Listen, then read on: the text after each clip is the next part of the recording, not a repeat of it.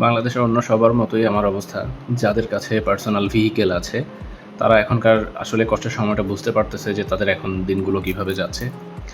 আমার একটা বাইক থাকার কারণে এখন আমি ফুয়েল কষ্টটা টের পাচ্ছি। আমি উত্তরা থেকে সুদীর্ঘ প্রায় ২০ কিলোমিটার পথ অতিক্রম করে আমাকে ফুয়েলের জন্য ট্রাস্টে যাইতে হয়।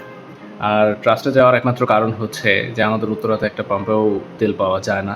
এত কষ্ট করে ট্রাস্টে যাই শুধুমাত্র তেল পাওয়ার আশায়। যখনই মহাখালী ফ্লাইওভার পার হইছি, ভাই বিশাল লম্বা লাইন। এই বিশাল লাইন ধরে আমার পাম্প পর্যন্ত পৌঁছাইতে প্রায় 4.5 ঘন্টা সময় লাগছে। এর আগের দিন প্রায় 8.5 ঘন্টা লাইনে দাঁড়ায়া আমি পাম্প পর্যন্ত পৌঁছায়া এক ফোঁটা তেলও পাই নাই। কর্তৃপক্ষ জানায় আজকে তেল শেষ, কালকে আসেন আবার তেল দেওয়া হবে। এই জন্য পরদিন লাইনে দাঁড়াই। লাইনে দাঁড়ানোর পর ওখানে গিয়ে দেখি বিভিন্ন টিভি চ্যানেলে সাংবাদিকরা উপস্থিত। সাংবাদিক থাকার কারণে তাদের সমস্ত কিছু একটু ডিসিপ্লিন আমার কাছে মনে হইলো এবং তারা খুব দ্রুত তেল দিচ্ছিল। কিন্তু সবচেয়ে হতাশাজনক বিষয় হলো ঘন্টার পর ঘন্টা আপনি দীর্ঘক্ষণ লাইনে দাঁড়িয়ে থেকে যখন আপনি তেল পাবেন না শুনবেন, তখন আপনার যে মানসিক অবস্থা কেমন হবে সেটা একমাত্র আপনি লাইনে না দাঁড়ালে আপনি বুঝতে পারবেন না।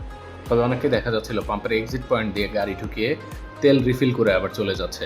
ডিফেন্সের বড় কর্মকর্তাদের গাড়ি হওয়ার কারণে তারা এই সুযোগ সুবিধাটা পাচ্ছিল। ইন্টারনেট থেকে যা তথ্য পেলাম যে বাংলাদেশে মোটর ভেহিকেলগুলো চলার জন্য যতটুকু অকটেন এবং পেট্রোল দরকার হয় সেগুলো উপজাত হিসেবে নাকি আমাদের দেশেই উৎপাদন হয়। তাহলে কেন এত চাপ? আর যতটুকু আমদানি প্রয়োজন হয় ততটুকুর জন্য এত বড় ক্রাইসিস হওয়ার কথা না। দেশে কি হচ্ছে তা একমাত্র আল্লাহ এবং দেশের সরকারই ভালো বলতে পারবে। তবে যাই হোক, আমি দীর্ঘক্ষণ লাইনে থাকার পর শেষমেশ অয়েল ডিসপেন্সার পর্যন্ত এসে পৌঁছাতে পেরেছি। সব শেষ 2 দিন মিলিয়ে প্রায় 12 ঘন্টার উপরে লাইন ধরে থেকে আমি 2 লিটার অকটেন নিতে পেরেছি। আজকে যদি ভিআইপি হতাম তাহলে বাংলাদেশে হয়তো আমাকে এভাবে লাইনও ধরতে হতো না আর 2 লিটার অকটেনও নিতে হতো না। কারণ ভিআইপিরা এদেশে কখনোই দৌর্যব্য হয় না।